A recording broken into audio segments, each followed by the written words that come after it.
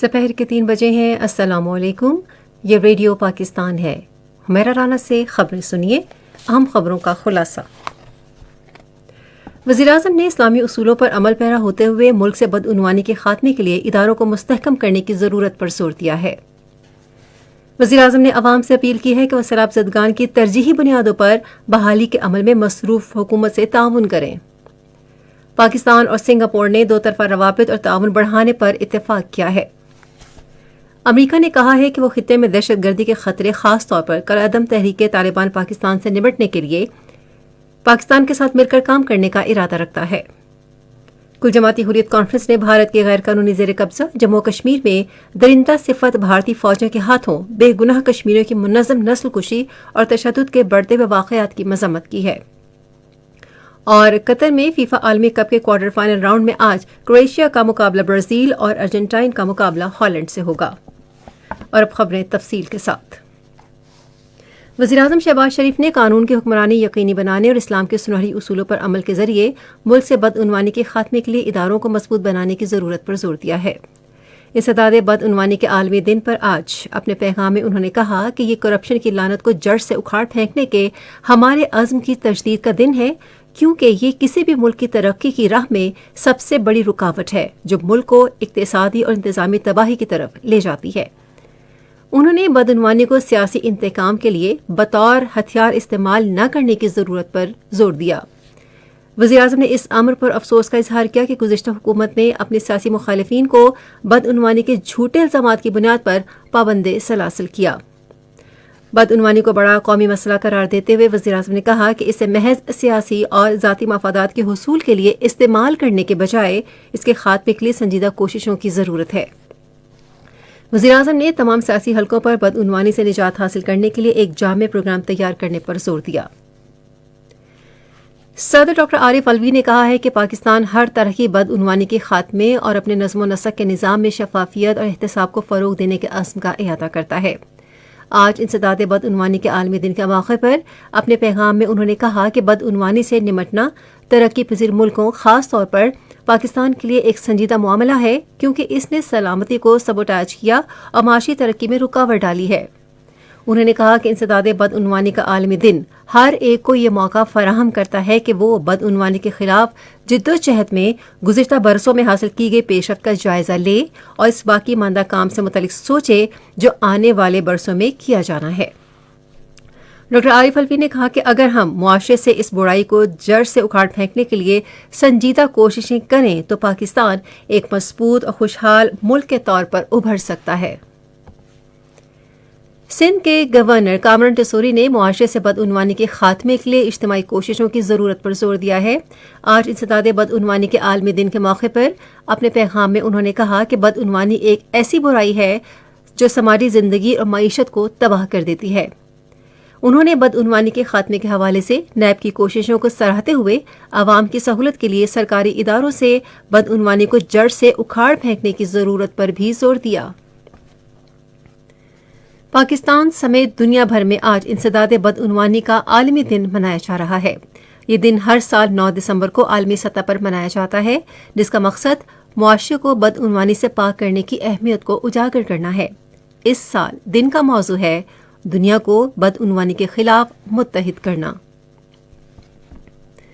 وزیراعظم شہباز شریف نے عوام سے اپیل کی ہے کہ وہ حکومت سے تعاون کریں جو سیلاب زدگان کی بحالی کے لیے ترجیحی بنیادوں پر کام کر رہی ہے۔ آج ایک ٹویٹ میں انہوں نے کہا کہ سردیوں نے سیلاب سے متاثرہ عوام کی مشکلات میں اضافہ کر دیا ہے اور انہیں پناہ کی فراہمی بڑا چیلنج بن گیا ہے۔ وزیراعظم نے کہا کہ ہمیں اپنے بہن بھائیوں، بچوں اور بزرگوں کو اس مشکل وقت میں تنہا نہیں چھوڑنا چاہیے۔ انہوں نے ٹانک میں متاثرین کے لیے 100 گھروں کا عطیہ کرنے پر مینزیز ایویشن گروپ اور اسپارس گروپ سے اظہار تشکر کیا۔ ریڈیو پاکستان آج 4:05 پر اپنے قومی پروگرام میں انسداد بدعنوانی کے عالمی دن کے حوالے سے ایک خصوصی مذاکرہ نشر کرے گا۔ پاکستان اور سنگاپور نے دو طرفہ روابط اور تعاون بڑھانے پر اتفاق کیا ہے۔ یہ اتفاق رائے وزیر خارجہ بلاول بھٹو زرداری اور ان کے سنگاپور کے ہم منصب ڈاکٹر ویوین بلاکرشنن کے درمیان آج سنگاپور میں ایک ملاقات میں طے پایا۔ دونوں رہنماؤں نے دو طرفہ تعلقات کا جائزہ لیا اور ایشیا بحر الکاہل میں آسیان کی قیادت میں معاملات آگے بڑھانے کے لیے اپنی حمایت کا اعلان کیا۔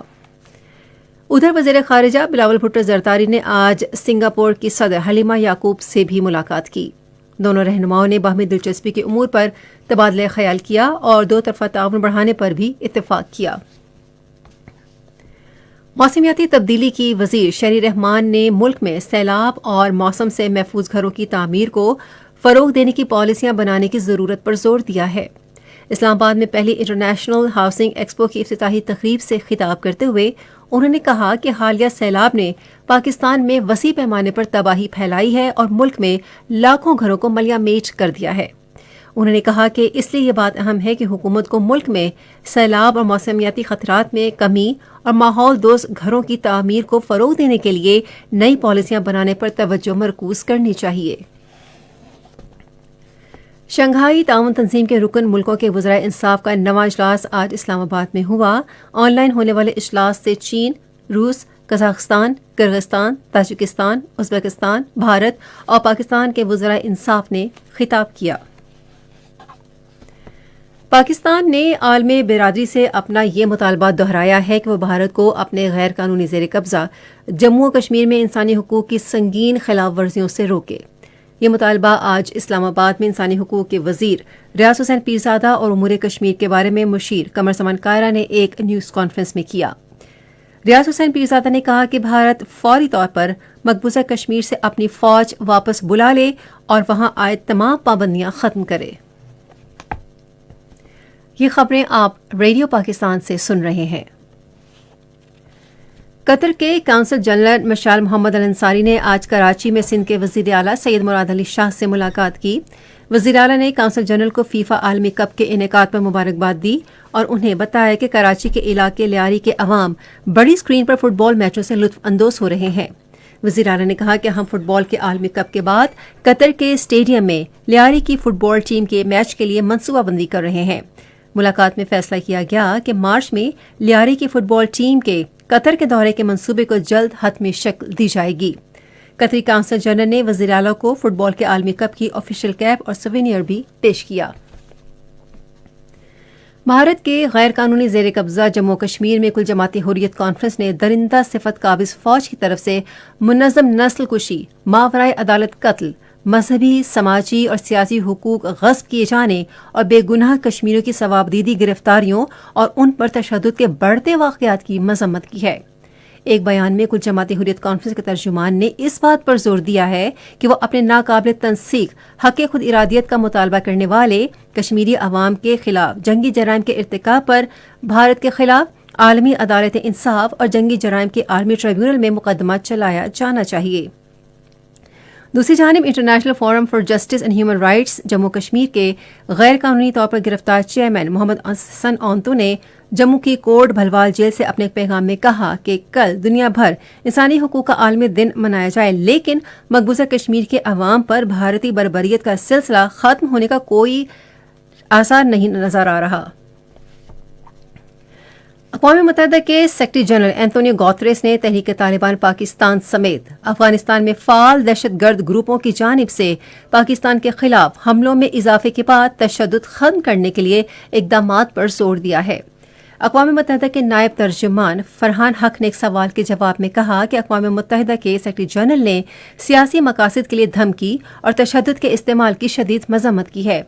ترجمان نے کہا کہ طالبان سمیت تمام فریقین کو مزید تشدد روکنے کے لیے ہر ممکن اقدام کرنا چاہیے۔ امریکہ نے کہا ہے کہ وہ خطے میں دہشت گردی خاص طور پر کالعدم تحریک طالبان پاکستان کی جانب سے لاحق خطرے سے نمٹنے کے لیے پاکستان کے ساتھ کام کرنے کی منصوبہ بندی کر رہا ہے۔ واشنگٹن میں معمول کی نیوز بریفنگ کے دوران محکمہ خارجہ کے ترجمہ نیڈ پرائس نے کہا کہ یہ یقیناً ہمارا وسیع تر ہدف ہے کہ دہشت گرد پاکستان میں حملوں کے لیے افغانستان کو بطور لانچ پیڈ استعمال کرنے کے قابل نہ ہو سکیں۔ نیڈ پرائس افغانستان میں طالبان کے دوبارہ منظم ہونے اور پاکستان کے خلاف سرحد پار سے بڑھتے ہوئے حملوں کے حوالے سے سوال کا جواب دے رہے تھے۔ انہوں نے کہا کہ امریکہ پاکستان سمیت خطے میں اپنے شراکت داروں کے ساتھ کام کرنے کے لیے پرعزم ہے تاکہ خطے میں دہشت گردی کے خطرے سے نمٹنے کے لیے تمام ممکنہ اقدامات کیے جا سکیں۔ نیو یارک ٹائمز کے 1000 سے زائد ملازمین نے انتظامیہ کی جانب سے تنخواہوں میں اضافے سے انکار کے خلاف ایک دن کے لیے ہڑتال کر دی ہے۔ کورونا وائرس کی وبا کے بعد صحت اور ریٹائرمنٹ کی مراد کی صورتحال کے ساتھ کام پر آنے کی پالیسی پر تنازع بھی ہڑتال کی اہم وجہ ہے۔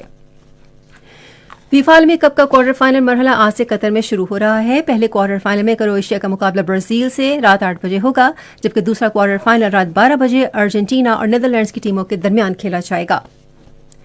ملتان میں آج 3 ٹیسٹ میچوں کی سیریز کے دوسرے میچ میں پاکستان نے انگلینڈ کے خلاف اپنی پہلی اننگز میں اب سے تھوڑی دیر پہلے تک 5 رنز بنائے تھے۔ اس سے پہلے انگلینڈ کی پوری ٹیم اپنی پہلی اننگز میں 281 رنز بنا کر آؤٹ ہو گئی۔ موسم محکمہ موسمیات کی پیشگوئی کے مطابق آئندہ 12 گھنٹے کے دوران ملک کے بالائی علاقوں میں مطلع ابر آلود رہنے کے علاوہ بالائی خیبر پختونخوا، گلگت بلتستان اور کشمیر میں چند مقامات پر بارش اور پہاڑوں پر برف باری کا امکان ہے۔ تاہم پنجاب، بالائی سندھ اور خیبر پختونخوا کے میدانی علاقوں میں رات کے اوقات میں دھند پڑنے کی توقع ہے۔ آج ریکارڈ کیا گیا بعض شہروں کا درجہ حرارت: اسلام آباد 21، لاہور 25، کراچی 30، پشاور 20، کوئٹہ 14، گلگت 15، مری 10 اور مظفر آباد 13 ڈگری سینٹی گریڈ۔ محکمہ موسمیات کے مطابق بھارت کے غیر قانونی زیر قبضہ جموں کشمیر میں سری نگر، لیہ، اننت ناگ، شوپیاں، بارامولہ میں رات کے اوقات کے دوران مطلع جزوی طور پر ابرآلود ہلکی بارش اور پہاڑوں پر برف باری کا امکان ہے، جبکہ جموں میں مطلع جزوی طور پر ابرآلود رہنے کی توقع ہے۔ آج ریکارڈ کیا گیا درجہ حرارت: Srinagar, Anantnag 9 degree centigrade, Jammu 23، Leh 2، Pulwama, Shopian 8 اور Baramulla 60 degree centigrade record کیا گیا۔ خبریں ختم ہوئی۔ مزید خبروں اور تجزیوں کے لیے آئیے ہماری ویب سائٹ پر radio.gov.pk اور فیس بک کے link radio Pakistan news official پر براہ راست ویڈیو اسٹریمنگ بھی ملاحظہ کیجیے۔